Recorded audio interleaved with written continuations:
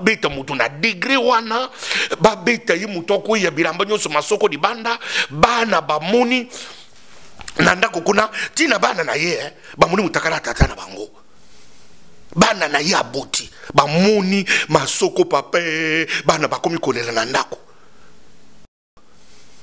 bana na ye aboti bamoni masoko pape bana bakomi kolela na ndako bana na ye aboti bamoni masoko pape bana bakomi kolela na ndako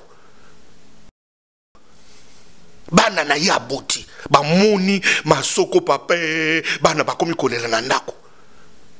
Tu vois l'image des violences, c'est un acte violent. Je ne peux pas accepter que et je ne peux pas aussi encourager un délinquant qui s'appelle Babé Masombo, un délinquant sur la place publique, il va commettre des actes de violence dans la dimension et puis bah ça encourager. Vous allez jusqu'en Belgique. J'étais là. Donc hier tu étais là-bas.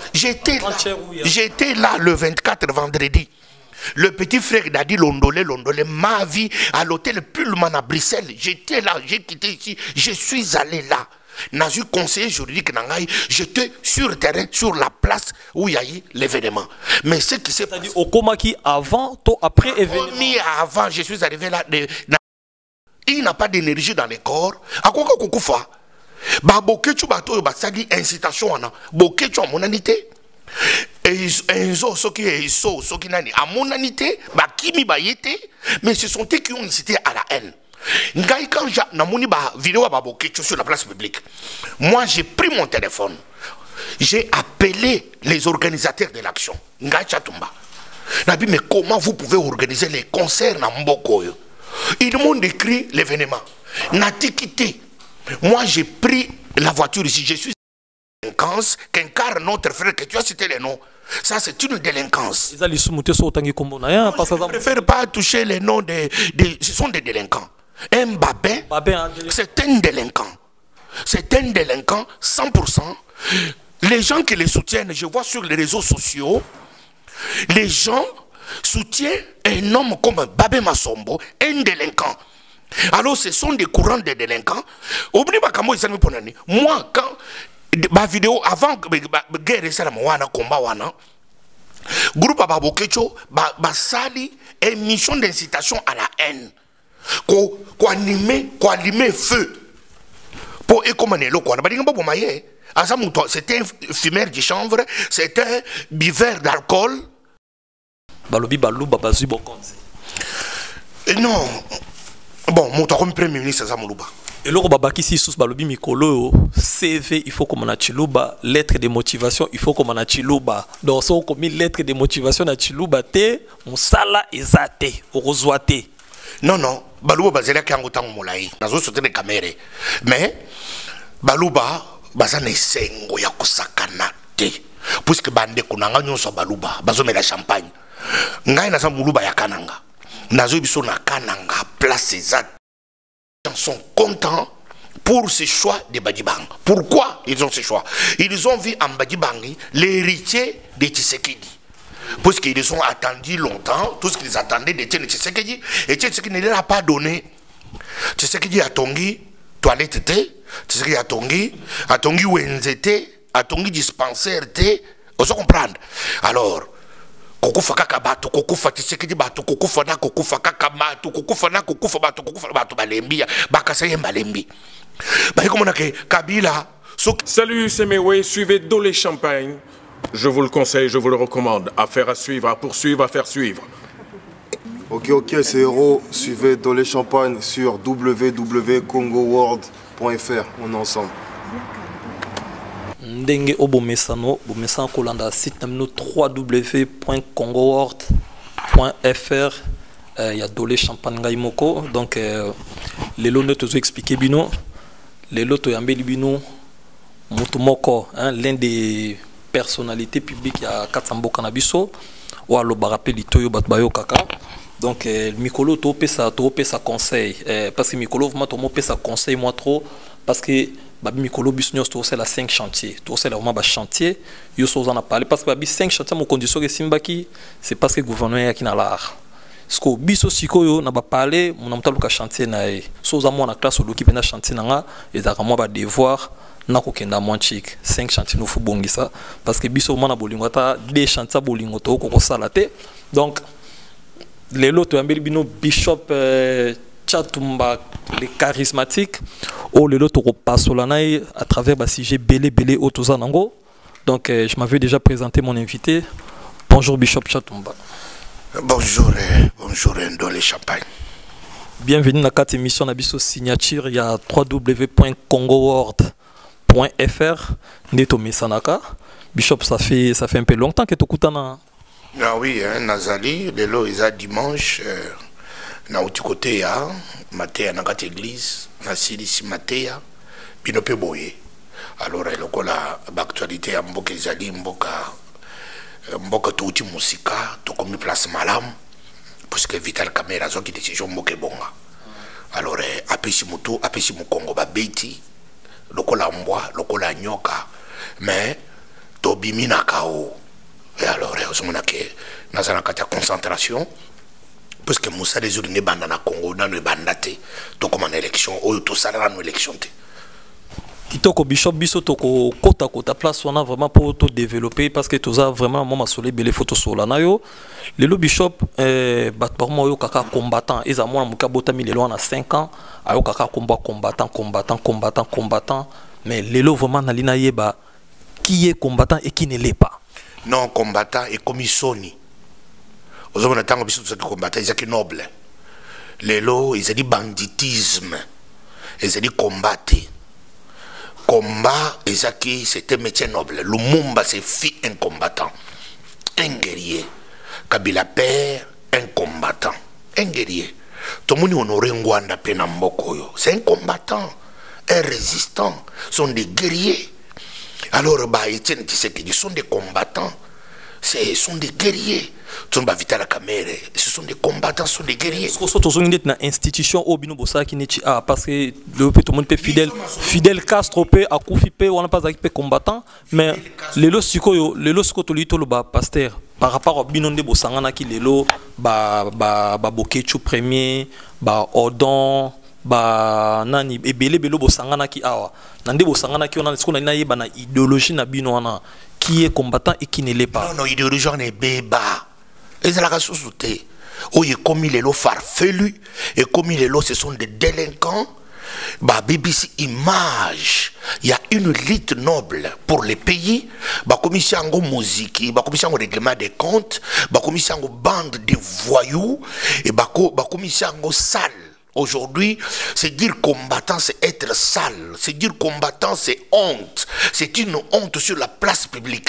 Alors, je pleure pour Ngaï, pour avoir été na courant, ya bato bongo le bamonani, misana na bango polele, que ils noble les sous-sautés. Combattant, c'est une fierté pour un pays. Tant que tu as côté combat, tolandi ba jeune ba kenda classe te tolanda ba jeune ba tangate mais ba sedi kolobela mboka so ina kacho tena tangilo no ba kombo est-ce te tolito kende o ngana yebi peut-être yo yebi te na ina yeba est-ce que Rex Kazadi c'est un combattant? Oui, il était combattant, je ne sais pas s'il continue à l'être mais un combattant, azaka combattant. Odon, Aza combattant? Oui, c'est un combattant. Bokechu premier, c'est un combattant? Aza ba combattant, ba onyo soa. Oyo benga ba voyou, banani, za banani. Non, nako benga mutu voyou te dans l'ensemble. Courant est comme pollué.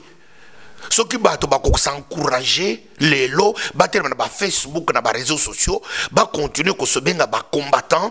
Je condamne avec mon dernière énergie cette image ignoble, des images diaboliques et sataniques qui se mettent sur la place publique dans les réseaux sociaux, exhibitions sataniques où ils disent que mon amalelo na ba combattant, ce sont des choses que tous les Congolais doivent condamner Bah, tout ce qui se passe aujourd'hui, les gens s'appellent combattants avec des exhibitions comme ça.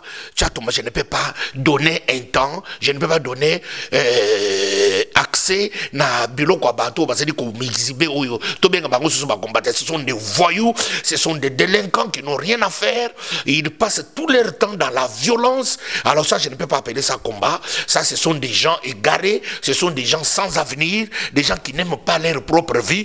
Comme Esaü, dans la Bible, il a dit à son petit frère, je ne sais pas ce que je vais faire de mon avenir, tu prends seulement mon droit d'ânesse. Puisque c'est quelqu'un qui a un avenir, c'est lui qui a un enfant, il a un avenir, il ne peut pas continuer à se compromettre. Tout ça, c'est ma faute. Tout ça, c'est ma faute. Mais je me réponds, je ne peux plus revenir dans ma faute. On se corrige. Mais les gens, quand ils demeurent dans des fautes, des exhibitions, de violence, ils combattent. Un homme consciencieux doit condamner des pratiques diaboliques. Et ce sont des sorciers. Des pratiques sorcelleries où ils ont exhibé. Ce n'est pas des combats. Pasteur, les premières intentions sont très souvent les bonnes, mais la première intention, c'est l'idéologie. Et Zalaki tok bundela mboka, puisque les femmes violées, tout et Zalaki, c'était tout simplement notre force et notre détermination. Notre interdire concert, mais et après suivi. C'était seulement un parmi tant d'autres les moyens de pression. Donc ça l'a ngoté comme une école, comme une option où il est caliqué. Donc de quoi attaquer ba jeune bazo sala makambo na bango to le kisaka bata ko attaquer bango ki tolobi wana combat wana za combattre. Mais pasteur, il y a quelques années Batloa Vital Kamerhe bazaki accusé Moïse Katumbi bazaki accusé tout bando bengomba kabiliste tout ça bisoma parce que politique to kota pendate traiter de tous les mots en fait. Mais aujourd'hui à notre grande surprise bino moroka bato bofinga ki wana soi-disant bazaki na président de la République obino parce que bino bolingité président de la République Joseph Kabila auto respectaka a continuer bonder ko lingate mais bosali idéologie na bino ba combat mais lelo to monika ka lelo Vital Kamerhe comme opposant tout ça binonyo so bokomi derrière Moïse Katumbi derrière Vital Kamerhe mais est-ce que eza na bitmo lucratif te le lobo sala mambwana non parce que première intention Vital Kamerhe parce qu'il y a bloc moko nous les avons considérés tous comme des gens qui ont vendu les pays. C'était le premier réflexe. Il y a la première information que nous avons eue. Il y a un combat pour tout libérer Mboka. Mais au fil du temps, non, nous avons aussi accusé des gens pour rien. Mingi bazali impliqué na monité que même si lelo musubozo continue ko accuser mon appelle lobby au regrettant on appelle bazali bana impliqué normal. Oui, ça se passe comme ça. Ce que moi nazoko là. Azana makambo ça comme ko améliorer ce qui to accuser ki batu. Lobby, tu es comme que lobby kuna, baton to accusé bango faussement, moutoukola ngai je demande pardon, na kosenga pardon que non j'avais accusé moutou faussement, je m'amende, je me demande pardon, je me rétracte, je refais encore la vie. Alors je demande pardon. Alors tu koko démérite constant, la politique est dynamique, ça bouge, ça change. Le bateau parce que na pouvoir comme une opposition, bateau parce que na position. Mais tout simplement que nous avons réussi pour votre plaisir. Les bishops Chatumba auto développer na to continuer ko développer na et temps pour moi na pesa mbote na batutu bolandanga na pesi mbote na pesi nanga Olga Ndonga Coccinelle de Paris na bosani pété la taille fine de Paris cadette à la mbote balobi zalaka kayo Sandrine Ntsaka la baronne mama patronne babi zala makasi zalaka nzinga ya batunayo parce que mokili tozo tambola bongo tozongeli bishop Chatumba. Bishop, est-ce que Bishop charismatique, Bishop people, tout ça, est-ce que les lots ko bengayo aux combattants ou aux ex-combattants? Na komi na soni. Vraiment ko bengayo connotation c'est une honte. Comme on a cette délinquance qui s'est installée na milieu ba congolais, ba détruire cette image. Il faut congolais consciencieux nyonso. Donc yo le loza ex-combattant. Nalinga ta ko benga sous ex-combattant tate parce que c'est une honte. ata ex-combattante. Mieux vaut que Bishop Chato Makati, passer pour Paul et puis politicien. L'héritier spirituel de Vital Kamerhe, c'est suffisant pour m'assimiler na ba connotation moko ya batu moko ba profiter na batu pour baso ba identité moko ba lata basa l'air délinquance des gens des intrus qui ont déjà détruit l'image à Congolais sur la place publique. Ce sont pas des choses qu'il faut montrer à nos enfants. Ok, Bishop, Olobi lelo to benga yo image na connotation na combattant parce que commission n'est pas na yo. Olobi to benga Bishop charismatique, Bishop Chatumba tout simplement. Mais Bishop na landeli information mosusu pas nanga na yo ki ke lelo ozo so kombo ya Bishop bazo bengo Bishop mais en vrai bat balobi ke oza mwana nzambe te ya solo ne ba musuba otala yo balobi oza même pas na papa spirituel. Tu n'as même pas un père spirituel. Oui, c'est tout à fait normal. Tant qu'on a bon motema, batu mingi wana ba ibaki ngate, batu ba bongo motema lelo ko ba fina ngate. Ngai tant on a bongo motema ba archbishop, ba bishop ba zalakate. Bistant to bongo motema to seka na deux ministères. Ezalaki pasteur na évangéliste. To se benga révérend pasteur. C'est à notre génération. On s'en prend. Alors ba nous nous ko bongo la motema papa nanga spirituel, bishop, papa nanga spirituel, cardinal, papa nanga spirituel, pape. Mais ce babi tout comparé par rapport à âge, vraiment âge non précisé, 49 ans, mais comparé par exemple na Bishop Élysée au Aza en Afrique du Sud, à l'obi que yo bakoy ko bengo ata Bishop. C'est tout à fait normal, il n'a pas tort. Tant on a bongo la ki motema bango bazala kate. Ya zara na Coutinho Fernando. Mais Coutinho tant biso tozali na makambo nzambe na ba Coutinho, c'est la même génération. On se comprend. Alors hier azobenga Coutinho papa na ye, mais ngana ko benga Coutinho père spirituel na ngaité. Alors si tu vois déjà cette différence, c'est-à-dire que ngai na bongo di motema na tango ba révérend pasteur. Alors 84, ce n'est pas aujourd'hui, je ne sais pas si lui à 84 il était où. Alors je ne peux pas me mêler à parler des gens. Puisque un enfant de Dieu, il a les réserves de citer les noms de quelqu'un, apporter un témoignage sur la place publique d'un enfant autre de Dieu. Je me suis converti de Akananga en 84. Mais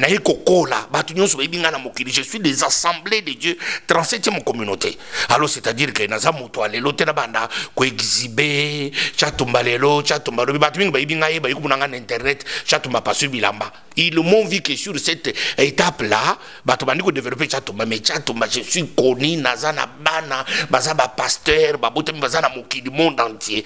Alors je n'ai pas aujourd'hui à exhiber. D'abord j'ai honte de parler des choses comme ça. Que pas pasteur et dérange à côté et dérange à côté aucun na combat bazo rejeté yo balobi oza collabo oui na milieu à makambo nzambe bazo lo ba ke bazo reconnaître ote comme un enfant dédié quelque part na nyoswana yo moko personnellement ça te dérange pas? Non c'est tout à fait normal. Makambo nzambe eza na pasteur te.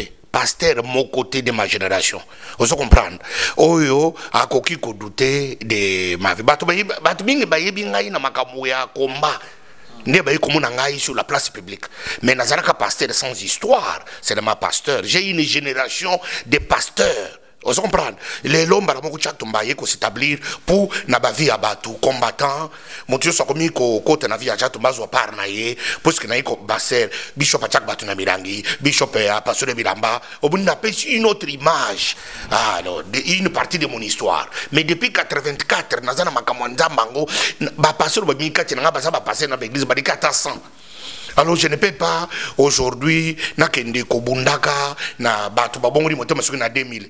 Ce qui m'a parce que quand je parle, père spirituel, il faut je dois refléter l'image. Il y a moto nazo ba père spirituel parce que bakoye ba mboma nzete na mboma nango. Ce qui vraiment mutu boya sa père spirituel na mutu. Batali mboma wana, batali azako sa les références que tel un des pères spirituels na ye eza soni ya kotanga ta mutu aningo wana père spirituel na ye. Parce que père spirituel na ngai batyo so ba yibi yango. Moi je n'ai pas une mère spirituelle. Ngai na lobate que mutu na bongo la motema na AIFA, Association internationale pour la foi en action. AIFA na kananga na 84. AIFA bato bana kananga donc nous ba bayebi na 80 na zana minga na to zana bango na poto na bongo di motema kuna mais na yeko kola depuis 88 batinga na mai ba batizenga et pai nkelani mpata. Nkilani Mpata, c'est le révérend pasteur, il est en vie, na Kigoma, les 3 septembre 88 na koti na mai na bimi na mai. On a tant aux oies baptême. On a vu baptême à mai. Est-ce que vous comprenez? Alors na koti église na ngai izali tilelo na Kinshasa na ngiringiri Mompono numéro 6. Ok, ok, Bishop. L'église est ça. C'est-à-dire que naza muntu ya lelote na makamboyo ya kuela kabana bana onyoso lelo basa kokotisa mobulu na kata l'église basa bano isoko yuki mutu alobi ke papa na père spirituel ngasi archbishop aza bishop aza cardinal yeba ke basa bato onyoso ba bibisi église otozo de la lelo nde bana basali issus de ce courant nde ba bibisi église. Donc baza na génération na yo te tant yo bon. Ce n'est pas ma génération, ce n'est même pas ma génération. Tant que nde ba ke bokoye ba nzete na bambuma nango. Donc mbuma na nzete nango koye ba mbuma na nzete nango. Donc c'est-à-dire ba dolé champagne sozo mona e ozo comprendre que aza garçon mo bien éduqué, aza éducation de la part de sa mère Makundia Pauline. Na bosani pété Thérèse Diva place ozo landa biso ya yo yango wana. Donc biso tozo continuer vraiment na quatre émissions na biso ya lelo franchement toza na makambo ebele ya kosola na bino. Donc je m'avais également pensé à Niki Kabeya Frankie Ambi to place bolanda biso en tout cas ba salam ebele to bosani PTP Chimène Chamama ya Fabrice Mbemba fils. Donc toko continuer toujours na quatre émissions na biso Bishop. Lelo ezana makambo moko euchi koleka par rapport à baso idéologie na bino nde bosaka combattant il faut arrêter la musique tous ces bétaté l'autre moni makambo moko euchi koleka na kata Belgique parce que na kata Belgique nga na koloba eza combattant moko babin ou peut-être ba kiza ka on a kombona parce que na landi Bishop Élysée alobi ke yonde ngozawana oza tu n'es pas un enfant dédié, c'est-à-dire au bomi déjà ma libala c'est ta troisième femme lelo au fandanaye libala liboso au boma yami balé au boma yami statu oza nango lelo eza même pas libala mais eza ke okoti ki Mario. Non, c'est tout à fait normal. Nous sommes en Afrique, avec la réalité, on se comprend. La Bible dit l'homme quittera et s'attachera. C'est-à-dire que Moubali a qu'à s'attacher à moi aussi. On se comprend. C'est la Bible que je prêche, que je connais prêcher. Ce qui est là, n'a eu avantage. Dans mon qui y a l'élo, moi si à Zanandako, moi si à Lingio, yo comme Nandako, il y a moi si. C'était un des patrons. Parce que nous laisse moi chouana. Yonde okola li stade sa moi chouana. Yonde okufuta ndako ya moi chouana. Yonde mutogolese. Est-ce qu'on comprend à peu près? Mais ce que nous avons en Afrique, il y a des Mario. D'abord, pourquoi Mario? Il faut que nous ayons des gens. On comprend pourquoi Mario. Moi, si je suis un poto, je suis un odorant, je suis un parfum, je suis un crème d'épilation. Est-ce que vous comprenez? Moi, si je suis un po ailingayo, un commissaire mobaline, il faut que vous ayez loko mobile à Zanangote. Wana d'abord il y a comme Mario. Il y a mis ça tout. Moi si il y a valeur.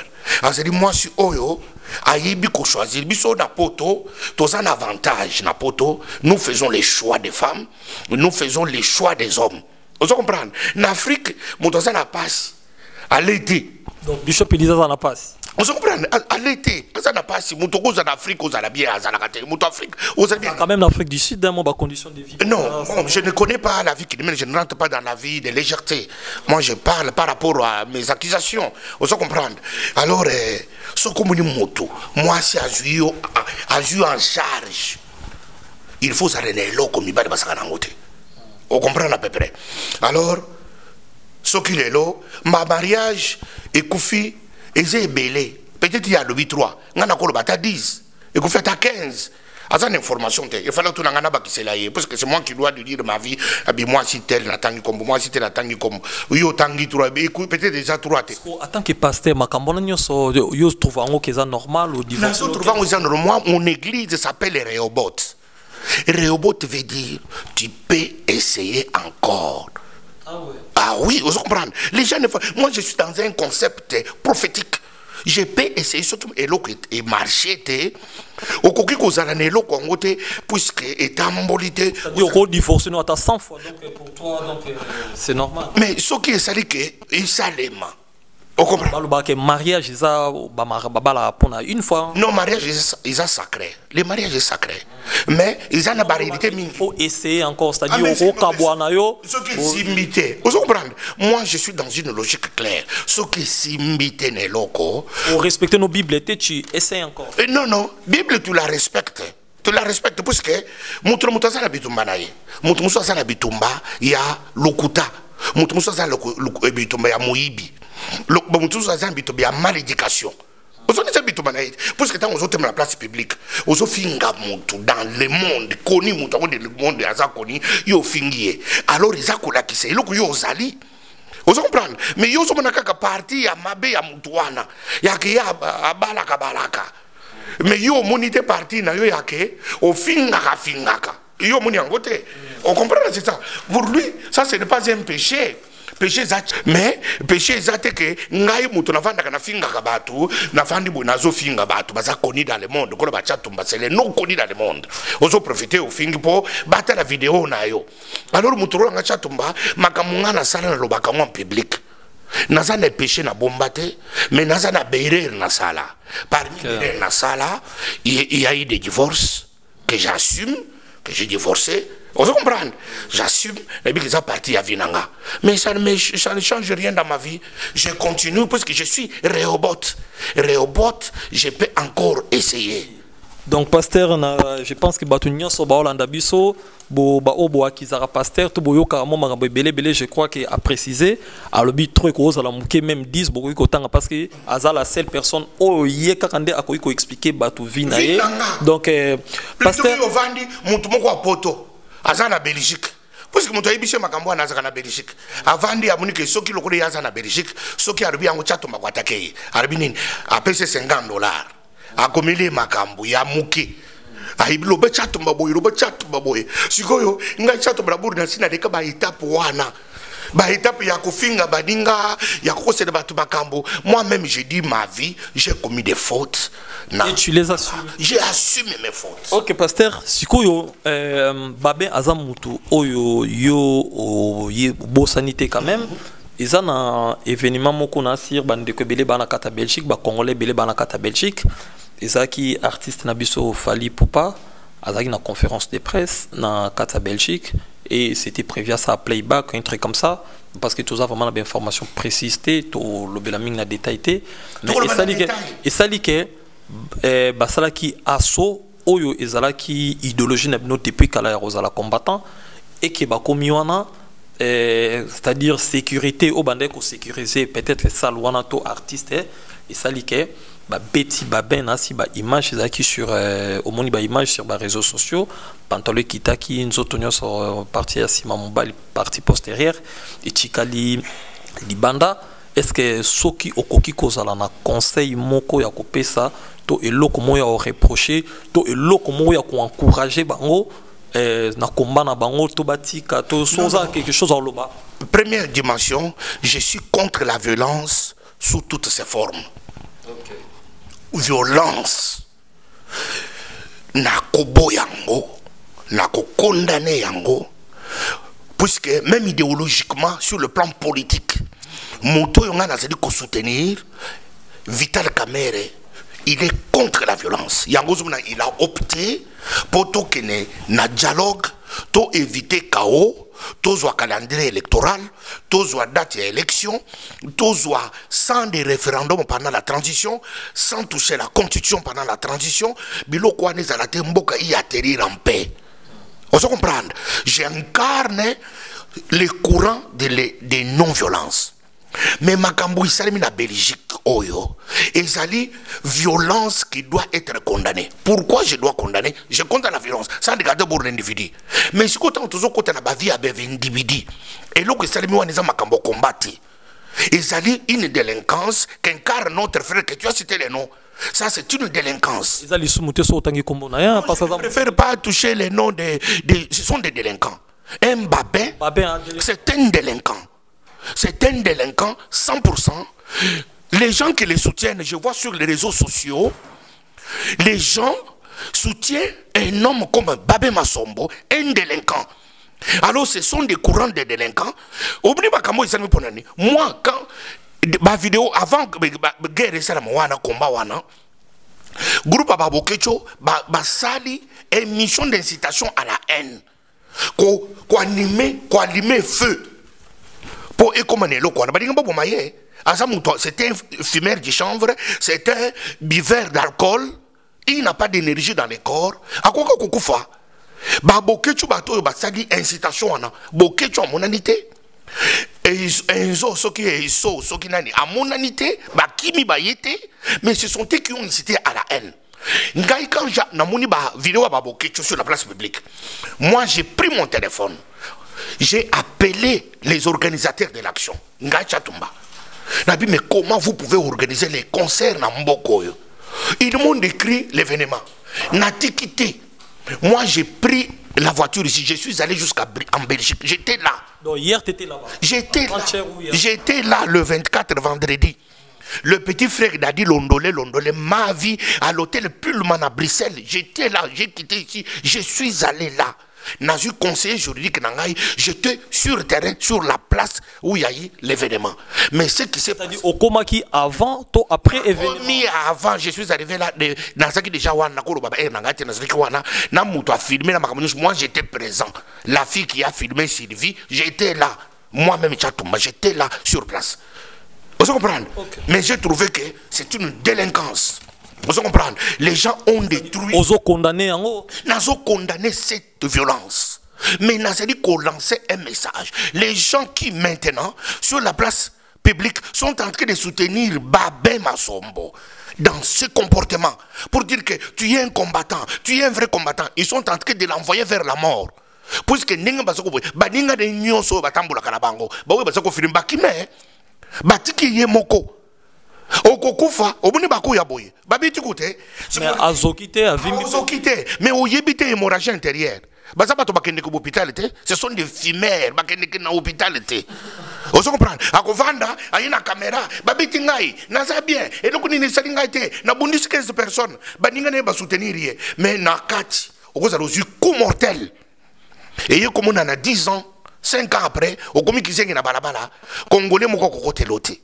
C'est une délinquance. Moi, je condamne l'acte de violence. C'est un acte violent. Je ne peux pas accepter que et je ne peux pas aussi encourager un délinquant qui s'appelle Babé Masombo. Un délinquant sur la place publique, il va commettre des actes de violence dans la dimension. Et puis, il va encourager. Babokechu Baoui Basalaki vidéo. Continue d'incitation à la haine. Babokechu Bamounanité. Alors c'est-à-dire que ce version, je condamne cet acte. Il y a violence, je suis contre la violence dans ma forme et tout. Mais délinquance, oh ya bababé masombo, c'est cette délinquance que je condamne.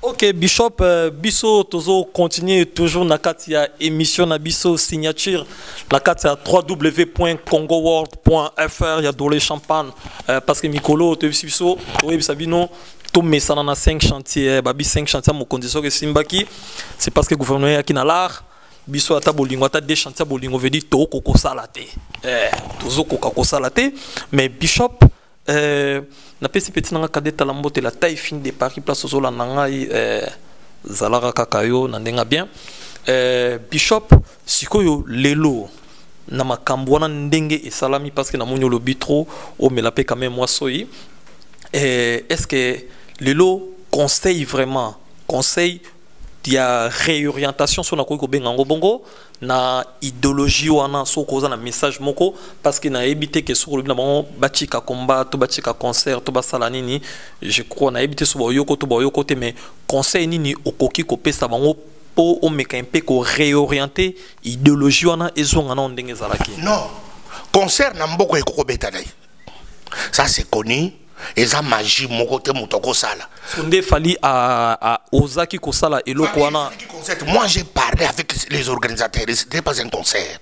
Ça qui playback, tout le monde a hérité bayaka awa, même na Paris, ba sala rangote, ba interdit zarabango, banani batutu ba interdisa bango mais wana quand même ezaki mo événement moko na conférence de presse na lingi ba détail té moi je ne suis pas ici pour parce que biso pe to loba parce que biso toza ba journaliste culturel c'est-à-dire biso to lire sima makambwana c'est-à-dire fallait beti na na zui ba image et ça linga bien mais tant to mona pe que ezo sala moi mobulu biso pe to koko sala musala na biso té quelque part na combat pe ezo be ça peut même quelque part musala na biso mais le rôle eza posa na bino il peut pas ezo ça et sali ba jaloux est-ce que vous comprenez makambo izali faut tout ba dengue ezali.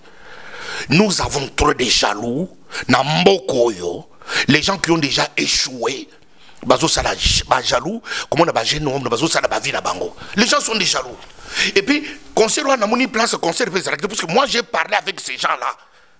Na mona ki place concert des alakete. Mais na ngai na kota kana bobition makamba ba concerté. Mais c'est néanmoins nous savons que na mboko yo il y a diaspora na Europe awa conseil ko betate et ça va combattre bato boyete ça peuple congolais yo kana borna ça et ça peuple congolais dans son ensemble ba boya ba distraction makama musique mais ba o bazo réagir na à travers ba réseaux sociaux et ça peka ba congolais bazo loba que non ba combattant bokoma ba kombanini botika ba muso ba komo réclamer jusqu'à ce que bozong botika musique et beta nango parce que ba bitch na bino to idéologie na bino et comme nango ba violence ko beta batu ko sala bo ba muso ba komo contre ba comme même ko condamner bino botika na bino musique ezonga nango c'est tout à fait, non c'est tout à fait normal. Moi je condamne batu bazo au nom du peuple. Nous faisons au nom du peuple. Nous faisons au nom du peuple. C'est une notion peuple, c'est une notion vague. Vous comprenez? Puisque parmi le peuple, il y a la population. Dans la population, il y a la Fali, il y a la Chatumba, il y a la Bababe, il y a la Yababokecho. Dans la population. Mais tout le monde se prétend parler au nom du peuple. C'est ce qui fait déranger l'atmosphère sociale dans la communauté congolaise. La communauté congolaise est déchirée par des mauvais comportements, des gens mal éduqués, mal intentionnés, des gens de mauvaise éducation. Réorientation sur le pasteur. Réorientation est facile dans le sens que Moutoura Moutou Aken Namakamonaï. C'est-à-dire, les combattants, Bakende Kubunde la Mboka, Namakambo action politique, puisque Mboka est allé sous occupation. Mais au pays Mboka bateau France, Mboka bateau Belgique, Mboka bateau parce que les loba na nyos ba na poto to bateau tout ba komi ko loba que non vrai combat so bolibo salango na Kinshasa combat et kenda na Congo Kinshasa combat ezaka so na poto te puisque bateau baza na poto ils se sont déjà regroupés dans des courants. Ngacha to manazana courir à Vital Kamerhe, je les soutiendrai jusqu'à la fin. Tozana courir à Moïse Katumbi, ils vont soutenir Moïse Katumbi jusqu'à la fin.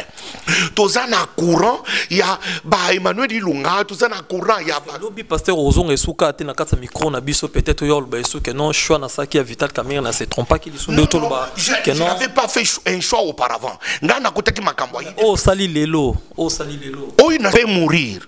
Kamerhe peut se tromper. Wana za mutu. Mais Kamerhe a une deuxième identité. C'est tout ce qu'il a comme idéologie. Tchatumba, je suis dans le monde spirituel. Na comme une idéologie à Kamerhe. Kamerhe azalate. Moi, je vais pérenniser son action. Puisque nous avons déjà des options sur Kamerhe. Sur le plan politique, ce sont des options qui incarnent ma vision. C'est-à-dire que Kamerhe azalate. Na kozobilo konenyo bato bakomana kotala. Oh, il ça Kamerhe. Vous comprenez? C'est pour ça que je ne peux pas changer. Ok, donc tout Bozolanda Bisso à travers site Nabiso www.congoworld, il y a Dolé Champagne, nous expliquer bino. Na pesimbo na équipe na nyo sur na katakin, c'est-à-dire babi musala nde musala mikolo vraiment il faut tozonga la musala ezonga vraiment na niveau nango. Lelo to soki tozongi na kachamboka to moni batunyos bazolo ba le 19 décembre tout sera arrêté nini boye to éviter ce bat s'est trompé to ba s'est trompé mais à notre grande surprise nde to fandi boye pasteur Bishop Chatumba Bishop People balobi baluba bazui bokonzi non bon mon comme premier ministre ça moluba et le babaki si sous balobi mikolo CV il faut comme na chiluba lettre de motivation il faut comme na chiluba donc so comme lettre de motivation na chiluba te musala ezate orozoate non baluba bazela kango tango molai on se comprend moi je parle de ça à l'aise parce que ngai option ngai ezali ya bato S dans une option ya baswahili on comprend parce que nazo soutenir Kamerhe mais baluba bazana esengo ya kusakana te puisque bande kunanga nyonso baluba bazomela champagne ngai naza muluba ya kananga nazo biso na kananga place ezate badibangi eza bato baza kosepela badibanga komo ne badibanga bato bazo koshala badibangi aza badibangi aza badibanga kukananga kudigisanka jadikema et de grandes fêtes à Kananga les gens sont contents pour ce choix de Badibang. Pourquoi ils ont ce choix? Ils ont vu en Badibangi l'héritier de Tshisekedi. Parce qu'ils ont attendu longtemps, tout ce qu'ils attendaient de Tshisekedi, et Tshisekedi ne leur a pas donné. Tshisekedi a tongi toilette té, Tshisekedi a tongi wenzete, a tongi dispensaire té, on se comprendre. Alors, kokufa kaka bato, kokufa Tshisekedi bato, kokufa na kokufa kaka bato, kokufa na kokufa bato, kokufa bato balembi, bakasa yemba lembi. Bako mona ke Kabila soki nzambe wana koloba siko soki nzambe akote lié akozoka muluba bu ateli baluba. C'est comme si nzambe a exaucé Congo, nzambe a exaucé Congo apesi muluba bu Premier ministre. Premier ministre. Parce que bato basoko ko c'est Vital Kamerhe. Nzoka ni Vital Kamerhe akendiki ni poko ma premier ministre. Vital Kamerhe akendiki pour tous au calendrier électoral, pour tous au confirmation ki Kabila ko sala 3e mandat. Vous comprenez? Mais Kabila, Nzamba ke kote la ye, parce que Nzamba kote la kata Pharaon, Nzamba kote la ta Hérode, Nzamba kote li Kabila na motema habité Muluba. Bazu Muluba, fete zana baluba nde kunanga nyonso, bakobina, baluba. Lokola bayibi ke ngai na kende na ngai déjà na baswahili. Bazo sekanga, nzokande ko sekanga ite parce que biso tozwaki na posa calendrier. On comprend que biso ba caméra de ko tsasa ngana za muluba mais ngana za muswahili na sena kenanga baswahili mais bande kunanga baluba fête ezali tous les jours ici yango na za ko lancer appel ne pas badibanga baluba ba souffrir lelo zali lokola réponse na place à Etienne Tshisekedi baluba bazé là Tshisekedi apesa bango solution Tshisekedi apesa te mais lokola lelo ça l'effort que yo badibanga au sein de sélection au kokota na histoire ba Lumumba. Vous comprenez? Moi, je suis en côté de l'histoire de cette élection démocratique et transparente. Vous comprenez? Puisque Baluba, Bamonike, Kabila, a payé une réponse. Oyo, parce que vous n'avez pas été de Tshisekedi. Alors, Yangonde, Nazari Makamboana, Lelo, Badibanga, Baluba Basepeli, ceux qui Baropor et Kokoma Baropor Chibola, ceux qui Bapo Marchal et Kokoma Bachimanga, ceux qui Badini, Baluba Bar récupérer Basepenano, ça fait aussi longtemps ils ont souffert. Basepela. Mais nga nazana nga muswahili, nazana nga mutu akamere muswahili, alors binazolo makamuna bande kunanga baluba parce que bande kunanga baluba baza na ngambo ya Badibanga. Alors c'est ça notre ce qui se passe na Congo na minito yo, mais Badibanga azali ici il y a dialogue. Oyo Vital Kamerhe ataki mu Congo, oyo Vital Kamerhe ataki Elongi, oyo Kamerhe ataki signature. Alors Badibanga bimi kuna, alors yangonde buni Vital Kamerhe pe andimi na UNC de mobimba ke bakokota na gouvernement ya Badibanga mais ye Vital Kamerhe akokota te makotinda batu. Alors c'est ça la vérité. Ok, tokomi ko kende na suka ya émission na biso tozo chité petit à petit. Donc na minuto ba penser na biso to makansa biso nyoso ekei na batu tout bazolanda biso à travers www.congoworld.fr ya Dolé Champagne. Na pesi mbote na Fabrice Mbemba fils noble et puis joyeux anniversaire à grâce la plus sucrée hein. Balobi merveille allemande de la part de Fabrice Makanda Énergie Plus. Donc babi zala zala kakayo kadette à la mbote la taille fine de Paris et puis zalaka zala kakayo Olgandong à Coccinelle de Paris balobi les véritables parce que mikolo tozo betande c'était boyé pasteur tout comme kochité na biso na kati émission na biso na si to balaya actualité to lobi makambo nyoso oyo qui vraiment o batno ba koyi kolobate mais na minute est-ce que okoki kozana liloba suka to message moya ko lancer na bato to baola na biso ya suka je condamne la violence ça je condamne toutes les vidéos en ligne d'incitation à la haine, d'incitation à la colère pour diviser la communauté congolaise. Ba combattants baza parmi ba congolais ba fali ba wera bangozo baza parmi ba congolais parce que ça ba dekona bango pe baza ba congolais batona baza ba congolais to kokulelo ko tambola ko zwa mboka mobimba otage bato bakufa baba kende ko beta garçon wana aziki na quit ba beta ina degré wana baninga na yo batambola bango balo bakalumbe lumbe bango nyusu bakimi batikiye babokecho yo batindaki ye na ba video na bango ya mulili bakimi omoni place baninga basuka na bato bato na baza sous makasité bamelaka lotokotongo midi poko ce sont des femelles du chanvre ce sont des bivers bazana lotoko bazana kwiti milango tous les jours alingaki akufa. Et puis, nazo senga ake l'hôpital, soka ke l'hôpital ta kovanda boye hémorragie moko c'est l'intérieur moko moko akufi. Azo na caméra tang bazo tire ba caméra, oh nabundi na batu boye na beti bango. Mais to moni biso tout degré ba beti mwana mobali, amoneni ke na vie na yata na passé, atana ta moi sport atako ki mambango te. Ba beta mutu na degré wana, ba beta yi mutoko ya bilamba nyonso masoko di banda, bana ba moni nanda kokuna tina bana na ye bamuni mutakala tata na bango bana na ye aboti bamuni masoko pape bana bakomi kolela na ndako. Tu vois l'image bana na ye ba yom to boko la bango mais bazana maboko nanga j'ai ces enfants entre mes mains ça fait 4 ans.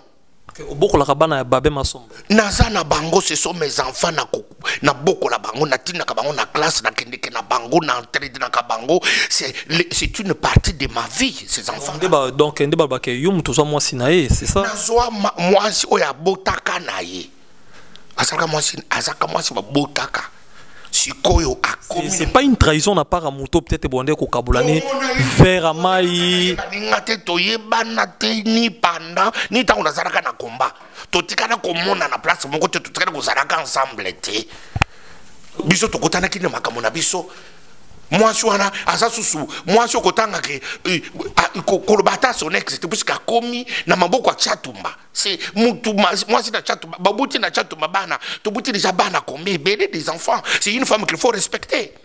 Ok, mais c'est ma femme, tous il faut la respecter. Il ne faut pas qu'on soit sur la place publique, qu'on tendre les micros, qu'on de n'importe quoi. C'est une personnalité qui a fait le choix de sa vie. Elle est déjà dans sa vie, qu'on mélange et ce n'est pas aussi gentil de votre part la presse. Il faut vraiment cesser tout le temps à rebondir sur ces sujets-là. Ce sont des sujets de pudeur, d'éducation, ce sont des sujets de moralité. Ce sont des choses qu'il ne faut pas sur la place publique toujours. Associé à Kayango n'a pas passé à battre ça peut bien te. Ok, biso tokomi na biso na suka ya émission na biso signature ya Dolé Champagne. Donc en tout cas toujours lancer message na batu tout diaspora batu tout bozana ba Chine ba URSS na France na Belgique na États-Unis Canada bo s'abonner pendant na kata chaîne yo Congo officiel na kata YouTube. En tout cas bozwa ba actualité kaka nde bolinga biso to lobela nyonso to lobela musique politique to kotakate mais si faut to balayer quelques sujets vraiment même superficiellement on le fait. Donc nde to solo la awa omoni to coach na katite to déranger motute to fingi motute to choli motute to zayaka likolo masolo oka batutu babetaka. En tout cas bon mais ça na vraiment kozala vraiment na kati ya site oyo. Merci pasteur na ndenge au répondre na invitation na biso pour tout silisa pour tout balayer quand même. Moi je réponds à toutes les questions. Donc tokozongela yo mbala sima soki actualité zali numéro ne zali tokozongela pe to continuer ko tunomi tuna sogezali na pesi msusu mbote na petinanga Olga Ndonga Coccinelle de Paris na bosani peyote nono monokaka balobi noela monokaka nono monokaka veut dire za kaka yo babizalaka zala kaka yo place ozali. Donc tout bolanda biso à travers le monde, États-Unis, Canada, Australie, Chine, URSS, partout diaspora congolais ali même na kata Kinshasa partout place pas congolais bazali. En tout cas to pesi bino losako bo continuer ko landa site na bino au www.congoworld.fr ya Dolé Champagne. Donc prochainement to kutani na numéro mususu ya émission na biso signature kitoko.